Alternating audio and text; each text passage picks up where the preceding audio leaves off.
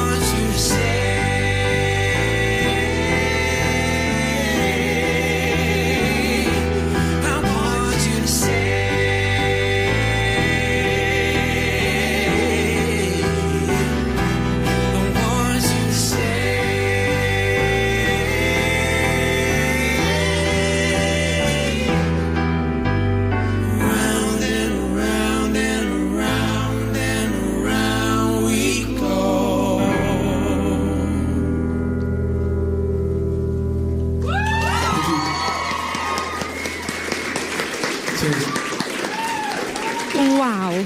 I don't think you did build it up too much. Rihanna, Stay, what an amazing choice, the script, live from Derry in the Radio 1 Academy. That was awesome. Oh, thank you very much. Yeah, we spent a lot of time in the car on the way here trying to get those harmonies right, so... I bet that was a fun journey, like, yeah, no, you're wrong, you're off. The driver just had his head done in, it was like, you know, it's crazy. When it's all paired back like that, is that the most kind of nerve-wracking? Because you can hear everything, you can hear, like, everyone's voices sound so lovely, but that's obviously, there's more pressure.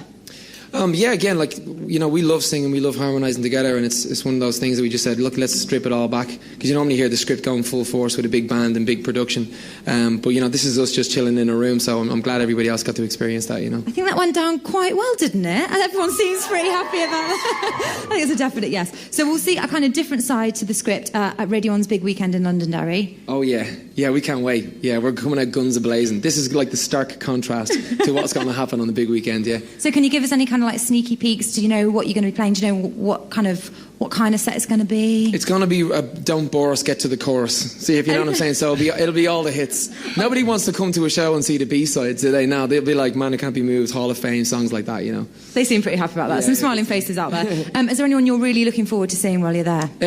Big fan of Labyrinth as well. Obviously Bruno Mars. 60 seconds to Mars. 60 seconds to... 30 seconds to Bruno. 30 seconds to Bruno Mars. I don't know. They've all kind of melded into one. Between half a minute and a minute to Mars. We're not exactly sure how long it takes. Yeah, it takes a while. The script would be a month. A month to Mars. But you're going to stick around at the Academy for a bit as well. I'm sure a few people would like to say hello. Well, in fairness, we were only supposed to play one song, but I think we're going to play a few more.